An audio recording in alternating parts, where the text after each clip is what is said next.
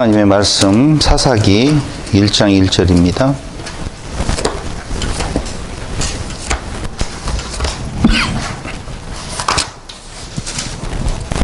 여호수아가 죽은 후에 이스라엘 자손이 여호와께 여쭈어 이르되 우리 가운데 누가 먼저 올라가서 가나안 족속과 싸우리이까? 여호와께서 이르시되 유다가 올라갈지니라. 보라, 내가 이 땅을 그의 손에 넘겨주었노라 하시니라.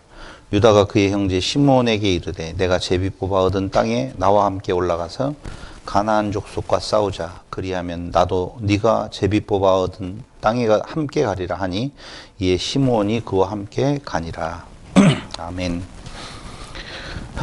사사기는 몇 년 전에 한번 강론을 3번 강의를 통해서 같이 한번 상고를 해봤던 적이 있습니다. 그런데 오늘 다시 사사기를 공부하자는 여론이 있어서 그 여론을 따라서 사사기를 같이 살펴보는데, 사실은 사사기 이 몇 년 전에 강론했던 1, 2, 3강을 잘 들어보시면 사사기의 본질이 무엇인지, 뭘 말하려고 하는지는 잘 알 수가 있을 거예요. 그런데 시간도 많이 지났고 또 여러분들은 직접 강론을 안 들었다라고 하면 오늘 다시 한번 간략하게 사사기가 무엇을 말하고 있는지 상고해봄으로 하나님께 좀 더 다가가는 기회가 되었으면 좋겠습니다. 일단 사사기는 저자가 누구인 건가라고 하는 것을 한번 생각해 봐야 될 필요가 있습니다. 전통적인 견해는 사무엘이라고 되어져 있죠. 사무엘이 제가 봤을 때는 맞는 것 같습니다.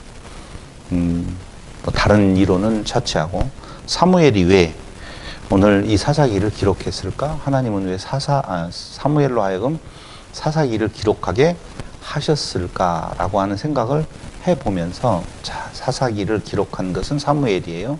사무엘은 사사시대의 끝, 왕정시대를 여는 존재지요. 그러니까 사사기의 기록은 사사시대에 기록한 것이 아니고 사사시대의 끝에서 왕정시대로 넘어가는 그때에 어떤 필요에 의해서 사무엘이 이 사사기를 기록을 했단 말입니다. 왜 지금 이 말씀을 드리냐면, 보통 사사기 하면 사사들이 떠올라요. 제일 유명한 사사? 삼손. 제가 생각할 때 그렇다는 것이죠. 여러 사사들이 다 있는데 그 사사들의 무용담, 사사들로 인하여서 이스라엘에 평화가 왔다라고 하는 쪽에서 사사들을 긍정으로 보려고 하는 시각이 있다는 말이에요. 근데 봐봐요. 사사 시대가 있어요, 역사로는. 그 사사 시대를 소재로 해서 뒤에 사무엘이 어떤 이야기를 써내려 가요. 복음서는 예수의 행적이 있어요. 그럼 예수님께서 이 땅 위에 오셔서 그 지내셨던 날들의 실제적인 역사가 있고, 그 역사를 소재로 해서 마태, 마가, 누가, 요한이 다른 시각으로 무엇인가를 알려주기 위해서 지금 쓴 거란 말이에요. 그렇기 때문에 복음서를 볼 때에 그 복음서 시대에 들어가서 그것이 어떻게 되어진 일이냐라고 해서 나도 그거에 대응하는 삶을 살아야 된다고 이렇게 말해서는 안 된다는 거예요. 그러니까 이미 그 역사에서 있었던 일을 소재로 해서 무엇인가를 메시지를 전하려고 하는 뜻을 가지고 복음서가 쓰여진 것처럼 사사기도 마찬가지로 사사 시대가 있고 그 사사 시대를 조명함으로 인하여서 어떤 메시지를 전달하려고 하는 뜻을 가지고 사사기가 기록되었다는 것을 알아야 된다는 거예요. 그러므로 사사 시대에 들어가 가지고 야, 이 사사가 이렇게 행동했다, 저렇게 행동했다, 이러니 우리는 이 행동은 따라가야 된다, 저 행동은 따라가면 안 된다, 이런 말을 하려고 하는 것이 아니다라고 생각을 하셔야 되죠. 그럼 도대체 사무엘은 어떤 목적을 가지고 이 사사기를 기록했을까라고 하는 거예요. 보세요. 일단 사사기의 패턴이 있어요. 여러 사사들이 나오는데 사사기의 패턴은 반복되는 행악, 이스라엘의 범죄가 나와요. 범죄가 나온다고요? 그런데 그 범죄에 여호와 하나님께서 진노하시고 형벌을 내리시는 내용이 나와요. 그 다음에는 진노하고 형벌이 내려지면은 당연히 그 형벌 아래에 있는 백성들은 울부짖을 수밖에 없잖아요. 그게 부르짖음이라고도 말하고 회개라고도 말할 수가 있어요. 그리고 네 번째 단계에서는 그때 그들의 그 부르짖음을 듣고 회개를 통하여서 사사들을 보내주어요. 이 사사들이 등장하고 그들이 활동을 하게 되어지는데 그 사사들의 등장과 활동을 통하여서 평화의 회복, 그러니까 평화가 찾아온다 이거죠. 그걸 우리는 흔히 구원이라고도 표현하고 있습니다. 신학계에서는. 그렇게 평화가 회복되어졌으면 그때로부터 이스라엘 백성들은 하나님의 뜻대로 잘 살았더라 하고 가야 되는데 그렇게 안 돼요. 그 패턴이 그 다음에 다시 행악을 저지르는 모습이 나오더라 그 말이에요. 왜 그랬을까요? 왜 그들은 반복적으로 행악을 통하여서 다시 행악으로 하나님의 개입이 있어서 사사들의 길을 통해서 평화가 찾아왔는데도 불구하고 그걸 유지하지 못하고 다시 행악함으로 말미암아 그들에게 하나님께서 무엇을 내리셔요? 진노를, 형벌을 내리시고 이게 반복적으로 계속되었던 시기였었다. 그 말이에요. 왜 그랬어요? 이렇게 반복적인 내용을 말을 해주는 사무엘, 저 기자라고 이야기할게요. 사사기의 기자는 그 이유를 뭘로 정확하게 마지막에서 선언하고 있느냐면은 읽어보실래요? 사사기 21장 25절.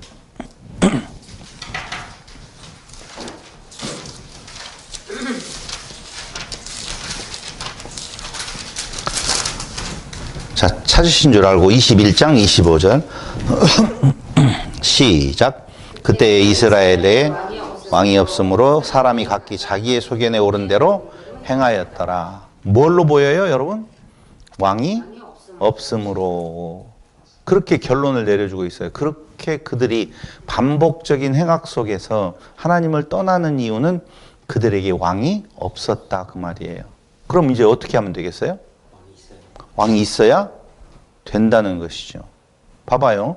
그들에게 왕이 없으므로 자기 소견에 오른 대로 행했는데 그 모습을 사사기의 많은 부분에서 2장 11절, 3장 7절, 12절, 4장 1절, 6장 1절, 10장 6절, 13장 1절 똑같은 내용에 반복되어지는 내용이 나오는데 하나 2장 11절을 한번 찾아보실래요?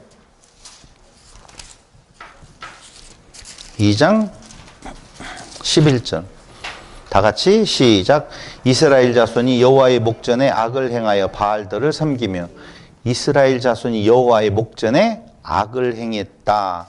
그것이 방금 2장 11절에서 봤지만 3장 몇 절도요? 7절에서도 이렇게 나와요.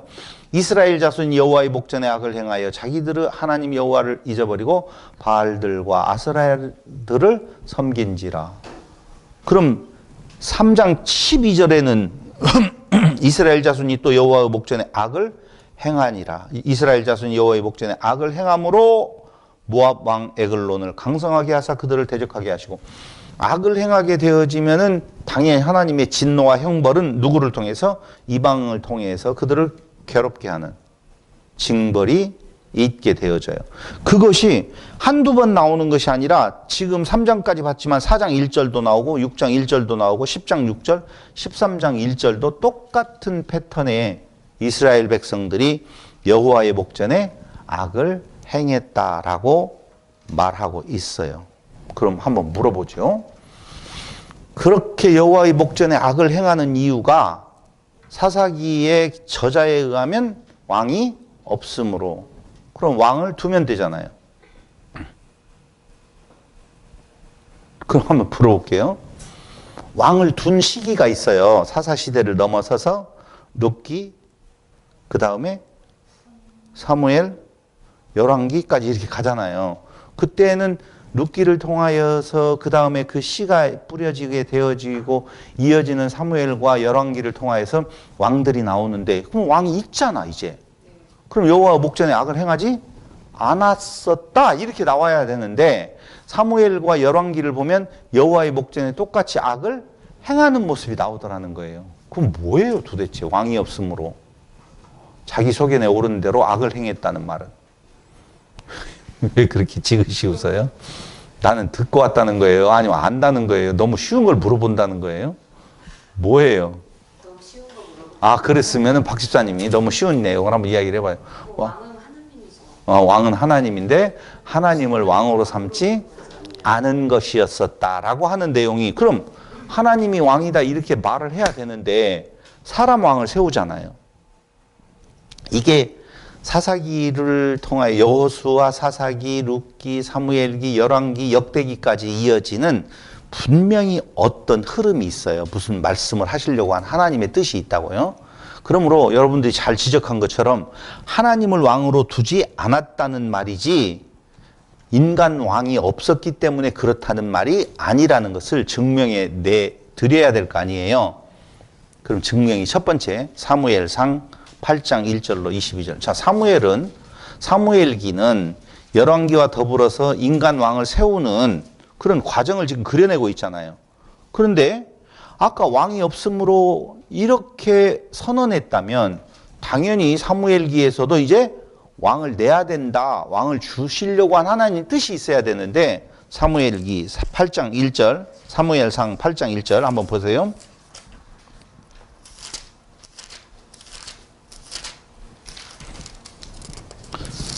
사무엘이 늙음에 그의 아들들을 이스라엘 사사로 삼으니 장자의 이름은 요엘이요 차자의 이름은 아비야라, 이렇게 나옵니다. 그러니까 사무엘이 늙어서 아들들을 이스라엘 누구로 삼았어요? 사사로 삼았단 말이잖아요. 이때도 사사들이 이어져요. 사사기에 나오는 사사뿐만 아니라. 그런데 문제는 장자의 요엘이요 차자의 이름은 아비야라, 그들이 브엘세바에서 사사가 되니라.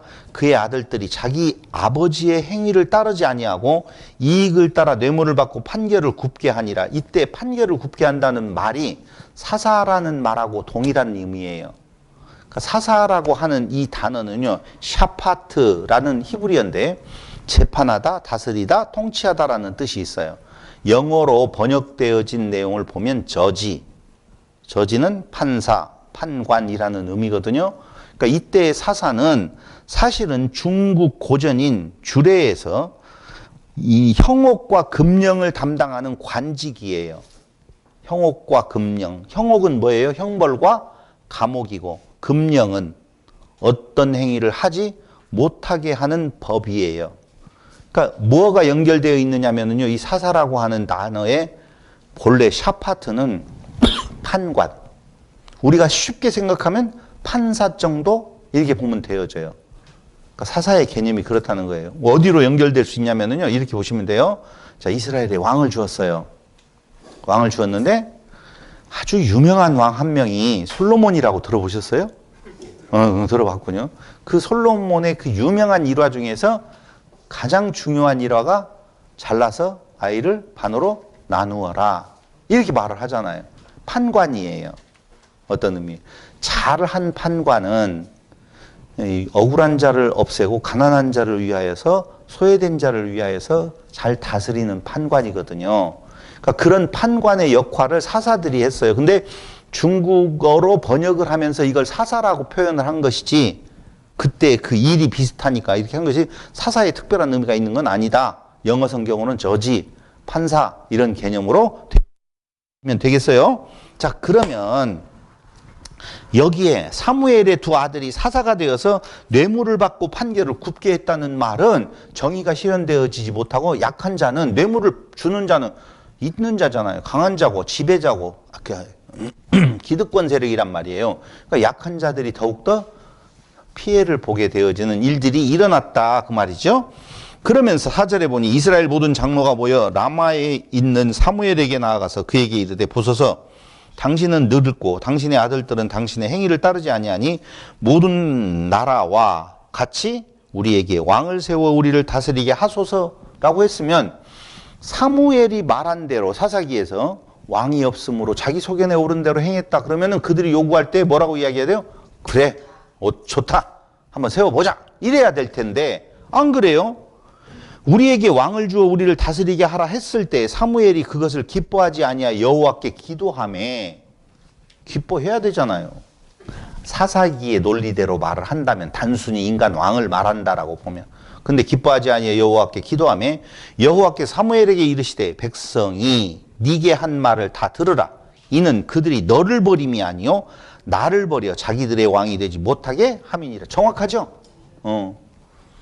그러니까 내가 왕 되는 걸 싫어하고 너희들끼리 좋아서 너희들의 왕을 세우겠다라고 하는 거예요. 그러니까 왕이 없으므로 그들이 자기 소견에 오른 대로 행했다라고 하는 사무엘의 이야기는 하나님을 왕으로 두지 아니하는 상태. 그것이 사사에서 뭘로 바뀌어요? 인간 왕으로 바뀔 뿐이지 똑같은 상황이 계속 이어지고 있다는 것이죠. 그것까지 이해가 되셨으리라고 생각을 합니다. 그렇죠? 그러면서 내가 그들을 애굽에서 인도하여 낸 날부터 오늘까지 그들이 모든 행사로 나를 버리고 다른 신들을 섬긴 같이 내게도 그리하는도다. 그러므로 그들의 말을 듣되 너는 그들에게 엄히 경고하고 그들을 다스릴 왕의 제도를 가르치라. 경고하고. 그 경고의 내용이 어디에 나와 있어요? 혹시 아셔요?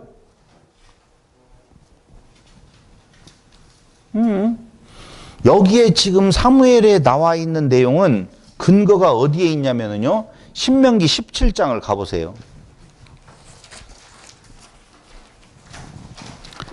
신명기 17장 14절로 20절. 네가 내 하나님 여호와께서 내게 주시는 땅에 이르러 그 땅을 차지하고 거주할 때에 만일 우리도 우리 주위의 모든 민족들 같이 우리의 왕을 세워야겠다는 생각이 나거든. 똑같이죠 지금. 봐봐요. 광야의 이스라엘 백성들에게 모세를 통해서 주신 말씀이 신명기예요. 근데 신명기는 이미 사무엘기에서 이스라엘이 형성되기 전에 주었던 거란 말입니다. 이해됐죠? 근데 그때에 이런 일들이 있을 거라고 하나님은 모세를 통해서 이미 예언하고 있어요. 이런 일들이 일어나면 왕을 세워달라고 하는 생각이 나거든. 반드시 내 하나님 여호와께서 택하신 자를 내 위에 왕으로 세울 것이며 내 위에 왕을 세우려면 내 형제 중에서 한 사람을 할 것이요 내 형제 아닌 타국인을 내 위에 세우지 말 것이며 그는 병마를 많이 두지 말 것이요 병마를 많이 얻으려고 그 백성을 애굽으로 돌아가게 하지 말 것이니 이는 여호와께서 너희에게 이르시기를 너희가 이후에는 그 길로 다시 돌아가지 말 것이라 하셨음이며 그에게 아내를 많이 두어 그의 마음이 미혹되게 하지 말 것이며 자기를 위하여 은금을 많이 쌓지 말 것이니라. 그러면서 율법책 옆에다 놓고 교만하지 않도록 항상 경성하여 깨어있으라고 이야기를 하신단 말이에요. 자 보세요. 사사기를 이야기를 하고 있는데 사무엘기를 갖다가 신명기를 갖다가 똑같은 지금 이야기를 여러 군데서 하고 있다는 거예요. 그러므로 다시 한번 말을 하면 왕이 없으므로 자기 소견에 오른 대로 행했다라고 하는 내용은 그럼 왕이 있으면 되겠네 라고 하는 인간 왕의 필요성을 말할 내용이 아니고 하나님을 왕으로 두지 아니했다라고 하는 선언을 하고 있는 거예요. 하나님을 왕으로 두지 아니하면 틀림없이 인간은 인간 욕심을 따라서 행동하게 되어져 있고 그게 우상숭배로 나아가게 되어져 있고 가난한 자를 업수히 여기면서 핍박하게 되어져 있다는 거예요. 그러면 왕이 있으면 되겠네? 이 생각에서 신명기에서 이미 예언했던 것처럼 룻기, 사무엘기, 열왕기에서 인간 왕을 세우는 일을 하는 거예요. 그런데 사람들은 이러한 짜임을 가지고 쓰여진 성경을 그 성경 본문에 들어가 가지고는 자기를 투영시켜 가지고 이렇게 살아야 될까 저렇게 살아야 될까를 궁구한다니까요. 아니에요. 성경은 우리에게 사는 삶의 방식을 계시하는 책이 아니라 하나님의 큰 역사, 그걸 창조의 역사라고 말씀드렸거든요. 창조의 역사를 행하시는 하나님을 소개하고 우리에게 가르쳐주고 있는 거예요. 그럼 보세요. 사무엘, 룻기, 사무엘, 열왕기까지, 역대기는 조금 이따 설명할게요. 여기까지를 통해서 왕을 세울 거 아니에요. 왕을 세우죠? 왕을 세웠어요. 대표적인 왕 한번 꼽아봐요. 시작. 네? 대표적인 왕 해봐요. 시작. 다윗. 그리고 솔로몬. 그리고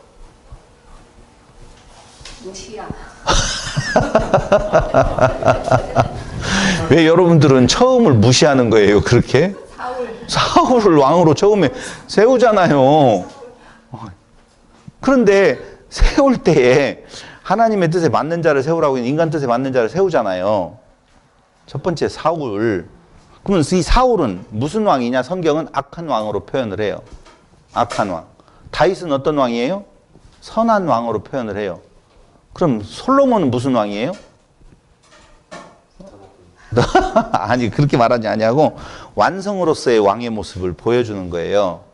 그러니까 인간의 뜻으로 세워진 악한 왕, 하나님의 지정을 받고 세운 다윗 왕, 선한 왕, 그 다음에 완성으로서의 왕. 그래서 그 완성으로서의 왕의 그 모습을 어떻게 보여줘요? 그는 지혜가 많아서 이런 지혜의 왕을 지금 두고 있다는 거예요. 그러니까 왕은 다스린다라고 이야기할 때 그 다스림이 헬퍼로서의 개념이지 다스린 지배자로서의 개념이 아니라고 말씀을 드렸잖아요. 그래서 초기에 잘 나갔는데 잘 나가다가 미끄러져 버렸어요. 한마디로 말을 하면 열왕기까지에 대한 내용은 사사기에서 계속 이어지고 있어. 사사기는 어디를 받아서 연결되어 있냐? 여호수아서를 받아서 연결이 되어져요. 조금 이따 설명을 할게요. 그러니까 여호수아, 사사기, 룻기, 사무엘기, 열왕기기까지는 전부 다 어떤 왕에 대한 내용들을 지금 가고 있는데 그 왕이 여호와 하나님이 우리의 왕이다라고 하는 것을 선포하고 하나님은 그렇게 말씀을 하셨는데 인간은 인간의 욕심을 따라서 인간왕을 세워서 이렇게 지금 가고 있다는 거예요. 그거 한번 하도록 내어버려 두는 거예요. 근데 왕의 시대에도 사사기 시대와 같았을까요? 달라졌을까요? 왕이 있으니 이제는 달라져야 되는데 똑같아요.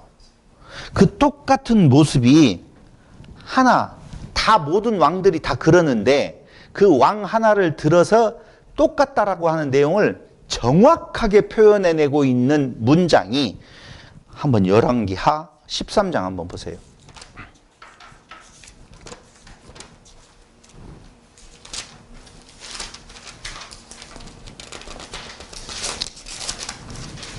이 열왕기 13장 1절로 9절에 대한 내용은 예후의 아들 여호아하스가 북이스라엘을 17년간 다스릴 때 있었던 일입니다. 그럼 봐봐요. 아까 이야기했어요. 사사기에서 첫 번째 범죄 나왔죠? 행악. 그러면 어떻게 되어졌어요? 하나님의 진노. 그 다음에 회개의 간구. 네 번째로는 회복. 구원자를 보내어서 회복, 사사를 보내주어서 회복. 그 다음에 다시 범죄. 그리고 또 심판. 이렇게 나왔잖아요. 맞죠? 그럼 그렇게 됐는지 한번 보자고요. 아니면 바뀌어졌는지. 13장 1절. 유다왕 아하시아의 아들 요아스의 제23년에 예후의 아들 여호아하스가 사마리아에서 이스라엘 왕이 되어 17년간 다스리며 여호와 보시기에 악을 행하여 나오죠? 악을 행하여 이스라엘에게 범죄하게 한 느바스 아들 여로보암의 죄를 따라가고 거기서 떠나지 아니하였으므로 여호와께서 이스라엘에게 노하사 늘 아람 왕 하사에르 손과 그 아들 베나다스 손에 넘기셨더니 이게 징계지요? 아람 왕이 이스라엘을 학대함으로 여호아하스가 여호와께 간구함에 나오죠? 부르짖음 간구하며 여호와께서 들으셨으니 이는 그들이 학대받음을 보셨음이라. 여호와께서 이에 구원자를 이스라엘에게 주심에. 구원자가 누구예요? 여기에서 구원자는 누구예요? 이 사사기에서는 사사들의 이름이 나오지만 여기에서는 구원자에 대한 내용이 안 나오잖아요. 저를 보시고요. 제가 여러분들 볼 때는 저도요. 여러분들 저를 봐주세요. 여기 구원자 나왔잖아요. 구원자를 보내주셨다고 그래요. 이때 보내준 구원자가 누구예요? 아, 찾고 있어요? 아, 쟤한테 물어봐요. 이때 보내준 구원자는 우리가 역사에서 보면 아마 엘리사였을 거예요. 근데 엘리사라고 하는 이름을 적시하지 않고 있어요. 왜요? 여기는 왕이 없음으로 범죄를 이렇게 저지르고 보여줘요. 엘리사라고 하는 인물이 사사기에서는 사사들의 이름이 등장하잖아요. 그래서 많은 사람들이 사사기를 보면 사사를 봐요. 사사를 봐요. 사사를 저는 보고 있어요. 네. 근데 사사기에서는 사사를 보는데 오늘 여기 어디에서는요? 열왕기에서는 사사의 이름이 안 나와요. 다시 이야기하면 구원자를 보냈다라고 이야기하는데 구원자의 이름을 보여주지 않아요. 이유는 왜 그래요? 그 구원하시는 은혜가 사사기를 통해서 우리가 사사들을 연구를 해다 보면 사사가 뜨잖아요. 왜 우리는 삼손을 주목해요? 그랬어요. 뭐 사사들의 이름들이 나올 때마다 사사들은 대단했어요. 아니면 사사들은 뭐 이랬어요, 저랬어요라고 하는 사사 중심으로 보았단 말이야. 볼 여지가 있었다니까.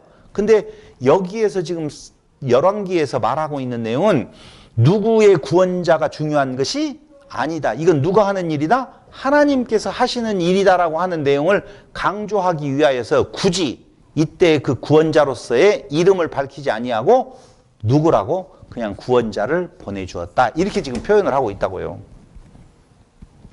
잘못 말했어요. 그런 것 같이 생각이 들어가네요. 성경은 그렇게 표현하지 않고 있으니까 제가 연구해 보니까 그런 것 같아요. 그래서 구원자라고 하는 말이 나오지 여호와가 구원자라고 하는 의미를 강조하기 위해서 구원자, 그때 보내주었던 구원자의 이름은 여기에 적시하지 않고 있다는 거예요. 그럼 봐봐요. 다시 또 이야기를 하면 범죄, 그 다음에 아람의 침공, 그 다음에 간구, 그리고 구원자를 보내주시는데 그들은 다시 범죄를 했을까요? 안 했을까요?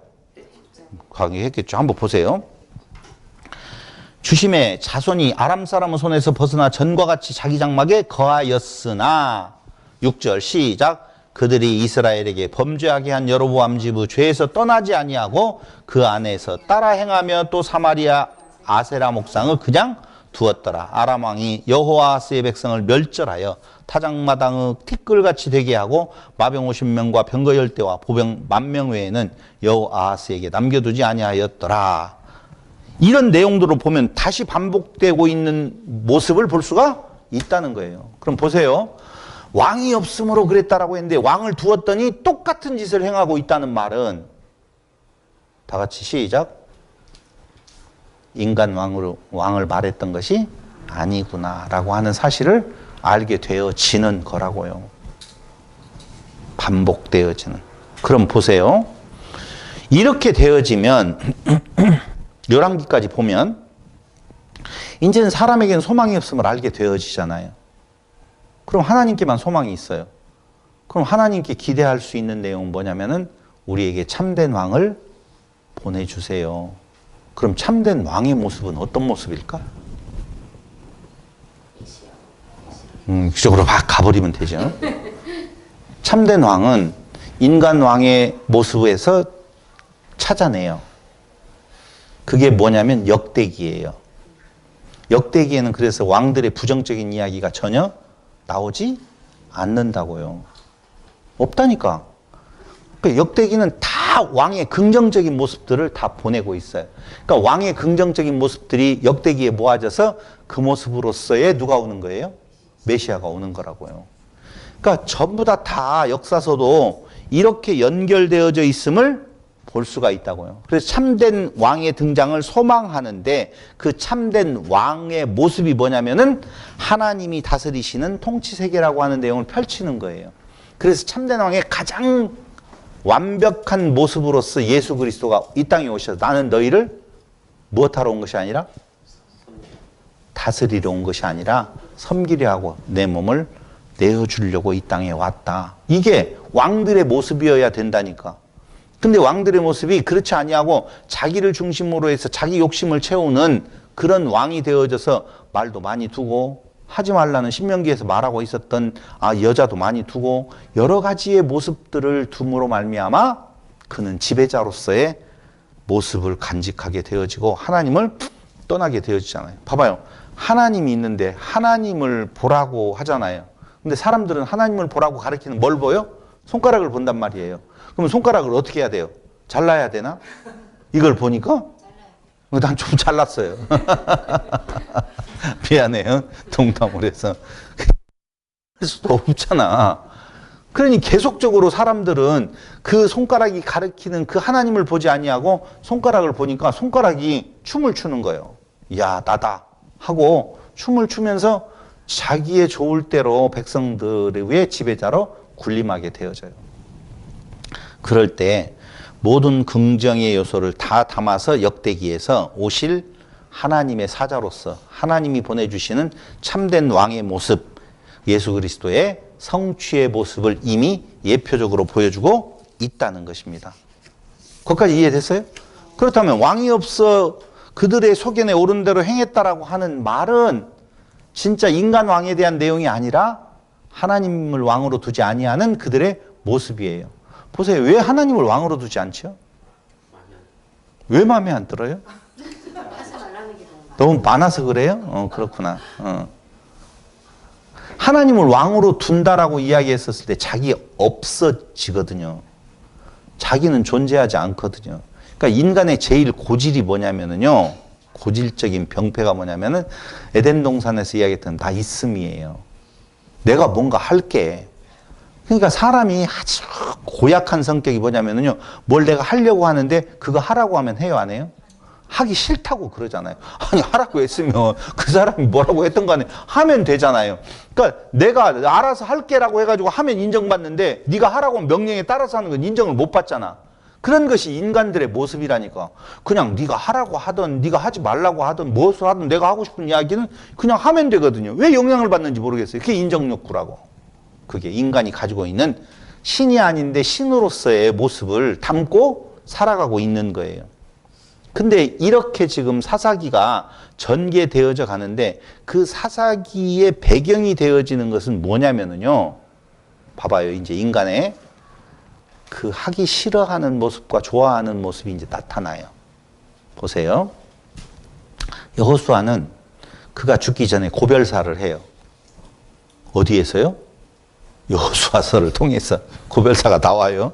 그럼 어디에 보냐면요. 여호수아 23장 1절로 16절.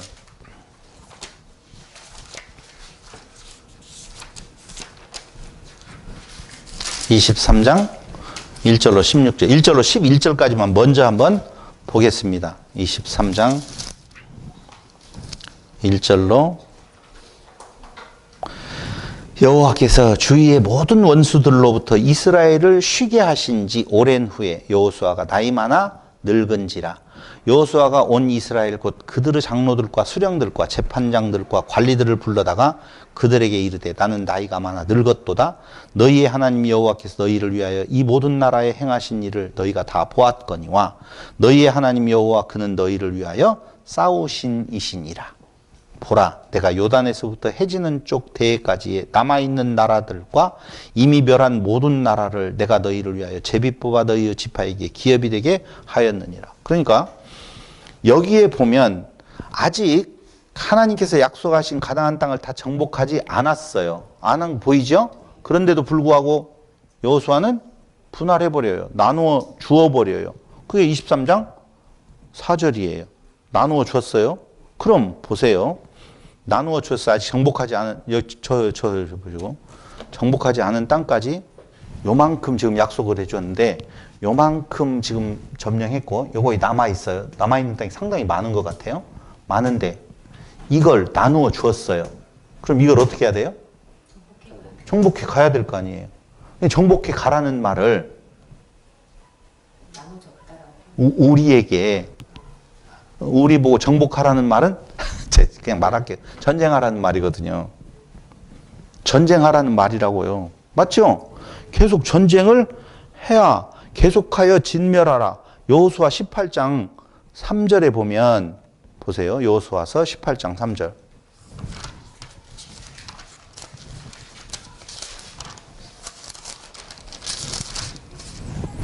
여호수아가 이스라엘 자손에게 이르되 너희가 너희 조상 하나님 여호와께서 너희에게 주신 땅을 점령하러 가기를 어느 때까지 지체하겠느냐 그 말이잖아요. 그러니까 이스라엘 백성들은 여호수아를 통해서 점령했던 땅, 여호수아가 죽고 난 뒤에 다시 점령해야 될 땅이 그들에게 남아 있어요. 전쟁은 좋은 거예요, 나쁜 거예요? 좋은 거예요. 하고 싶어요? 하고 싶지 않아요? 하고 싶어요. 주여. 23장 7절로 13절 보세요. 23장 7절로 13절. 너희 중에 남아있는 이 민족들 중에 들어가지 말라. 그들의 신들의 이름을 부르지 말라. 그것들을 가리켜 맹세하지 말라. 또 그것을 섬겨서 그것들에게 절하지 말라. 오직 너희의 하나님 여호와께서 가까이 하기를 오늘까지 행한 것 같이 하라. 이는 여호와께서 강대한 나라들을 너희 앞에서 쫓아내셨으므로 오늘까지 너희에게 맞선 자가 하나도 없었느니라. 너희 중 한 사람이 1000명을 쫓으리니 이는 너희의 하나님 여호와 그가 너희에게 말씀하신 것 같이 너희를 위하여 싸우심이라. 그러므로 스스로 조심하여 너희의 하나님 여호와를 사랑하라. 너희가 만일 돌아서서 너희 중에 남아있는 이 민족들을 가까이 하여 더불어 혼인하며 서로 왕래하면 확실히 알라. 너희의 하나님 여호와께서 이 민족들을 너희의 목전에서 다시는 쫓아내지 아니하시리니 그들이 너희에게 올무가 되며 덫이 되며 너희의 옆구리에 채찍이 되며 너희 눈에 가시가 되어서 너희가 마침내 너희의 하나님 여호와께서 너희에게 주신 이 아름다운 땅에서 멸하리라. 이 말은 진멸하지 않고 전쟁하지 않고 그들을 어떻게 했어요? 놓아 두었다는 거예요. 16절에 보면 만일 너희가 너희의 하나님 여호와께서 너희에게 명령하신 언약을 범하고 가서 다른 신들을 섬겨 그들에게 절하면 여호와의 진노가 너희에게 미치리니 너희에게 주신 아름다운 땅에서 너희가 속히 멸망하리라 하니라. 그러니까 그들은 완벽하게 멸망을 시켜야 되는데 멸망시키지 않아요. 왜요? 전쟁이 싫어요. 피로해요. 힘들어요. 괴로워요. 그러니 그냥 적당하게 타협하고 알았어. 잘해줄게. 너 덤비지 마. 그러면 화해를 하면 그들이 섬기고 있는 신도 안으로 들어오게 되어져 있다니까요. 전쟁이 싫은 거예요. 자, 이걸 이렇게 한번 말을 해볼게요. 우리는 예수 안에서 가나안 땅에 들어가는 첫 발을 내디뎠어요. 근데 그 내디딘 그 첫 발이 쉬운 길이 아니라고요. 그래서 성경은 계속적으로 믿음의 선진들의 모습을 통하여서 성도로서의 사는 삶이 만만치 않음을 이야기를 하고 있어요. 그러니까 우리에게 있어서 생명물로서의 삶을 살아가야 되는데 그 삶을 살아가는 것은 싸움을 하는 거라고요. 치열하게. 근데 치열하게 싸움을 하기 싫어요. 그래서 타협을 하는 모습들이 우리에게도 잘 나타나고 있다는 거예요. 안정된 생활을 하고 싶어하는 백성들. 진멸하라고 하는 말은 계속 전쟁하라는 말인데 야곱이 창세기 47장 9절에서 그 바로왕 앞에서 자기의 살아온 날들을 뭐라고 이야기했어요? 험악한 세월이었다라고 말을 하잖아요. 그러니까 치열한 거예요. 하나님의 자녀로서 살아간다라고 하는 것은 세상적인 유혹과 치열하게 맞서서 싸워야 되는데 우리도 알잖아요. 적당하게 타협하잖아요. 그 모습이 나타나는 거예요. 이스라엘 백성들에게. 그래서 그 가시가 올무가 되어서 우리로 하여금 하나님의 자녀로서의 그 삶을 살아가는 데 있어서 하나님을 왕으로 삼고 살아가는 데 있어서 방해거리가 되어지는 것은 치열하게 싸움을 한다는 말은 하나님을 왕으로 삼고 그가 싫어하는 걸 하지 아니함이거든요. 근데 그렇게 살아가기보다는 그냥 타협하고 살아가는 것이 너무너무 좋아요. 적당하게. 주일날 잘 나왔잖아요. 11조 냈잖아요. 얘가 그래도 이웃을 좀 돌아본다고 얼마라도 했잖아요. 외국에 선교연보로 내가 몇 군데를 내는데요. 뭐 하면서 그런 외적인 것, 치열한 내용이 아닌 그냥 내가 할 수 있는 내용에서 상선벌악. 그러니까 내가 좀 이렇게 선한 일을 좀 할 테니 나에게 상을 주십시오. 권선징악이라든가요. 뭐 이런 내용들에 대한 기본적인 틀을 가지고 예수 믿는다라고 말을 하고 있는 거예요. 험악한 세월을 살아가세요라고 하는 말을 좋아할 사람 있어요, 없어요? 참 드물지요. 쉽지 않아요. 그래서 타협해버리는 거예요. 왜 그래요? 이유는 그들에게 있어서 하나님을 왕으로 두지 아니하는 모습이 그런 결과를 가져오게 되더라라고 하는 거예요. 하나님을 왕으로 두면 왕의 뜻이 무엇인지를 간구하잖아요. 아, 왕은 이 땅이 영원한 땅이 아니니까 이 땅 위에서 치열하게 싸워라라고 하는 내용이거든요. 두 번째에 대한 내용이 뭔 줄 아세요? 그게 바로 계속 전쟁하여 진멸하라고 한 뒤에 율법을 잘 지키라고 23장 6절에서 말을 하고 있는 거예요. 그러므로 너희는 크게 힘써 모세의 율법책에 기록된 것을 다 지켜 행하라. 그것을 떠나 좌로나 우로나 좌로나 치우치지 말라. 그럼 율법을 섬겨 율법을 잘 지키라는 말은 한마디로 말을 하면 100번. 그러니까 여러분 그냥 이건 공식으로 외우세요. 율법은 이 사랑이잖아요. 사랑. 이웃을 내 몸과 같이 사랑하라고 하는 건 이웃이 있음을 인정하라는 말이거든요. 근데 그렇지 않다니까. 하나님을 왕으로 두지 아니하는 상태에서는 자기가 왕이 되어져서 지배자로 가고 있는 자에게 약하고 없는 자에게 강한 모습들, 이웃을 생각하지 아니하는 모습들이 나타나게 되어 있다고요. 그래서 첫 번째는 진멸하면, 그 진멸이라고 하는 것을 통하여서 율법이라고 하는 내용으로 이웃을 봐야 되는데 진멸하지 않았어요. 자기의 욕심이 남아 있어요. 싸우기 싫어요. 편안하게 살고 싶어요. 치열하게 안 살고 싶어요. 그 치열하게 안 살고 싶다라고 하는 때에 너는 나에게 있어서 부담이거든요. 그렇잖아요. 부담이에요. 형제가 가난한 것은 좋은 거예요? 나쁜 거예요? 부담이잖아요. 근데 내용정하게 놓아두면 있는 자의 입장에서 가난한 자를 보면 그게 봐봐요. 있는 그분이 없는 우리들을 위하여서 이 땅 위에 오셔서 있는 것을 다 주었잖아요. 난 너희에게 무엇을 받는 존재가 아니라 너희에게 주는 존재라고 말씀을 하시잖아요. 그러니까 부담이 아니라 사랑을 베풀 대상이 있다는 기쁨인데 그게 부담인 거예요. 그게 인간사라고요. 결론적으로 말을 하면.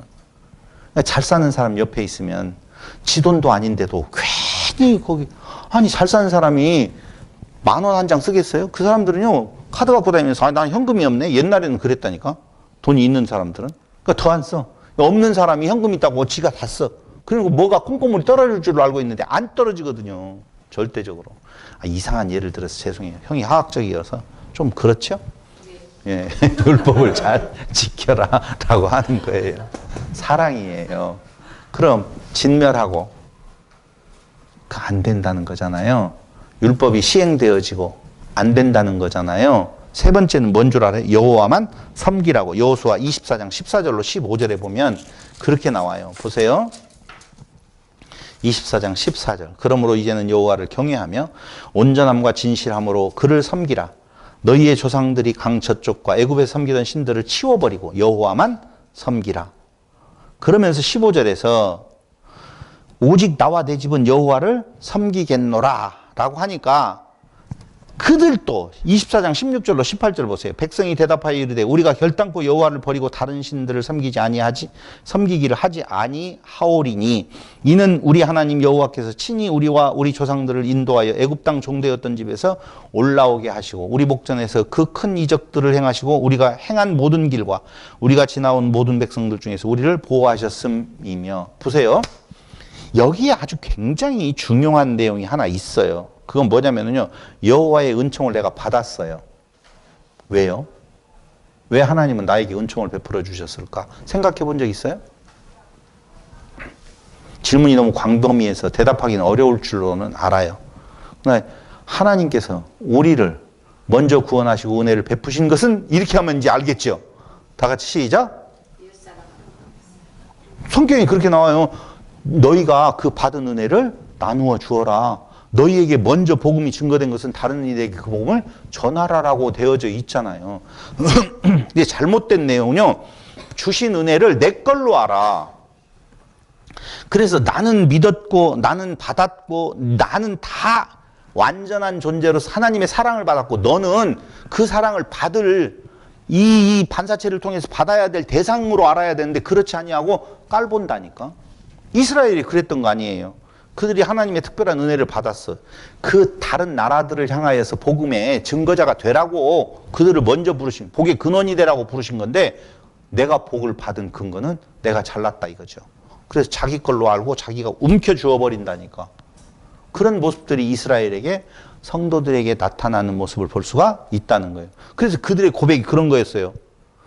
우리도 다른 신 섬기지 않겠습니다. 여호와는 우리의 하나님이십니다 라고 말을 하는데 그걸 다른 신 섬기지 아니하고 우리의 하나님이라고 이야기할 때 이웃이 안 보인다니까.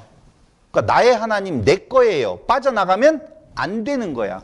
거기서부터 문제는 심각하게 되어지는 거예요. 그러니까 여호수아는 아니야. 너희는 여호와를 능히 섬기지 못할 거야. 19절에 그렇게 나오고 있는 거예요.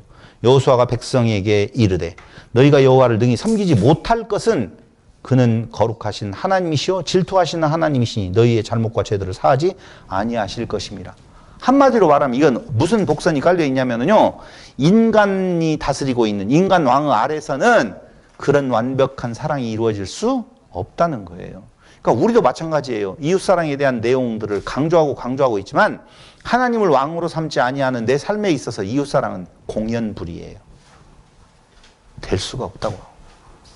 그러니까 철저하게 그 하나님의 사랑, 그 하나님의 지배, 그것이 얼마냐에 따라서 나타난 현상이지, 이웃을 사랑해야 된다라고 하는 내 욕심이 가득 차 있는데, 나를 중심으로 신앙이 형성되어져 있는데 이웃을 사랑하라고 한다고 사랑할 수 있어요?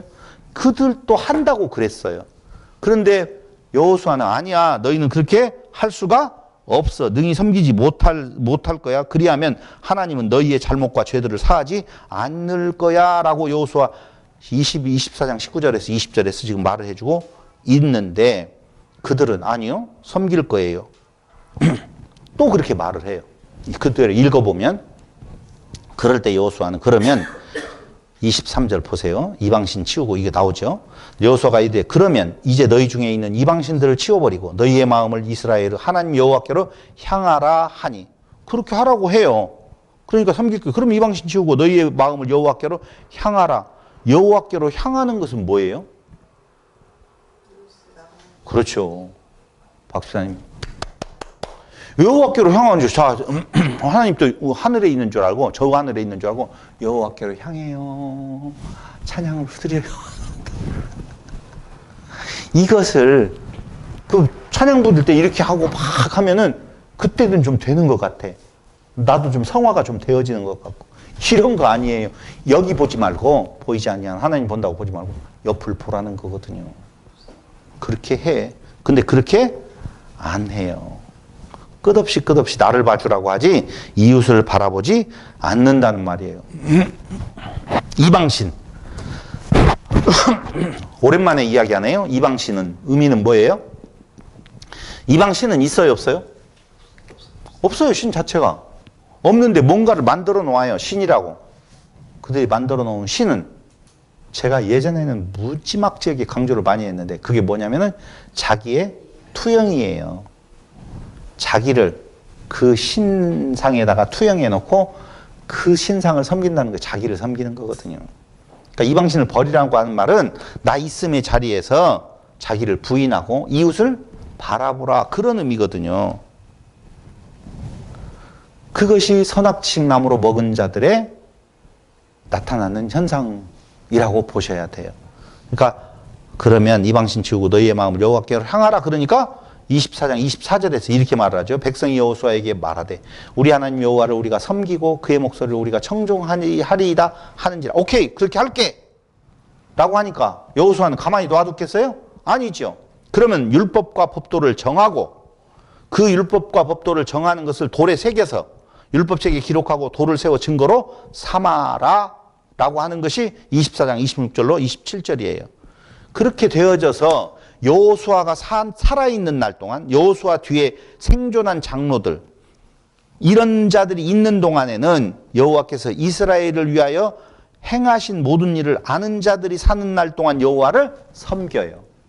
그런데 여호수아도 죽고 그걸 본 장로들이나 나이 먹은 사람들도 죽고 난 뒤에 사사기 21장 25절에 보면 아까 이야기한 대로 자기 소견에 옳은 대로 행하였더라 라고 하는 내용이에요. 그러면 오늘의 결론, 결국은 사사기는 마지막 절에서 성경에서 말하고 있는 내용은 왕이 없으므로 자기 소견에 옳은 대로 행하였더라 라고 할 때 그 왕은 여호와를 왕으로 두지 아니하는 상태. 그런데 그들의 욕심은 또다시 이웃 나라들을 보니까 왕이 있으니까 더 번성한 것 같아. 이스라엘이 번성했어요? 이웃 나라들이 번성했어요? 이웃 나라들이 훨씬 번성했어요. 이스라엘은 조금만 해요. 그러니까 그들을 보니까 그들은 이게 왕이 있네? 야, 여기 왕이 없으므로 자기 속에는 옳은 대로 행하였으니 우리에게 왕을 두면 그 왕이 우리를 이끌어서 우리도 저런 나라들과 같이 부강해지겠지 하고 왕을 세우는 작업, 인간 왕을 세우는 작업. 그 중에서 가장 욕심이 발동된 것이 인간 눈으로 보기에 좋은 사울을 두고, 그 다음에는요, 인간 눈에 좋지 아니하는 다윗을 하나님께 세우라고 하니까 세워봤어. 괜찮은 왕이었어. 그러고 난 뒤에 완성으로서의 솔로몬까지 왔는데도 불구하고 그들의 결국은 또 하나님을 떠나는 모습들이 있더라고 말이에요. 하나님을 떠났다는 말은요, 한마디로 말을 하면 가난한 자, 약자들이 괴롭힘을 당하는 시기가 왔다는 거예요. 그러한 내용이 반복이 되어진다면 이제는 진짜 왕, 역대기에서 말하고 있는 괜찮은 왕을 예비하는 내용들이 그 뒤에 예언으로 딱 이어지면서 예수 그리스도가 오시는 거라고요. 근데 그들이 자기소견에 오른 대로 행했던 내용들이 얼마나 지저분하게 나와 있느냐라고 보면, 여러분, 정말 첩의 아내인 여자가 윤간당하는 모습도 나오잖아요. 그것뿐만이겠어요. 여러 가지 그러니까 사사기는요, 긍정의 메시지가 아니에요. 그 시대에 있는 사사를 보내주어서 잠깐 평화가 찾아오는 맛을 봤지만, 그것을 종합적으로 사무엘의 입장에서 조명해 보니 왕을 두지, 하나님 여호와를 왕으로 두지 아니하는 삶에 대한 모습들을 그려내면서, 그건 사실은 부정이에요. 근데 그 부정이 부정으로 끝나는 것이 아니라 어디로 연결되어지는, 참 왕으로 오실 그리스도에게까지 연결되어지는 그 모습. 그럼 사무엘은 강조하는 것이 뭐겠어요?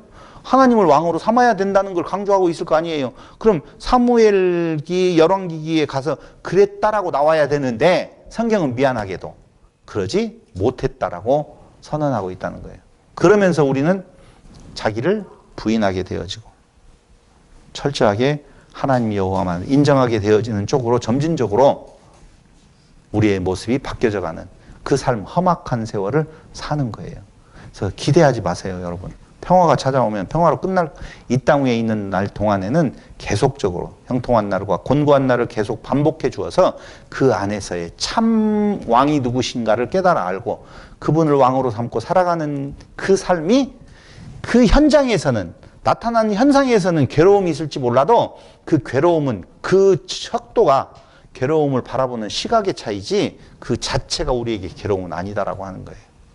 그래서 오늘 서론으로, 이제는 얼마나 사사들에 의해서 평화가 찾아왔다는 말이 아니라 사사를 주었음에도 불구하고 그들은 다시 반복해서 하나님을 떠난 삶을 살아갔다라고 하는 내용들로 점철되어진 사사기를 다음 주부터 한 2시간, 많으면 3시간 정도에 살펴보도록 하겠습니다.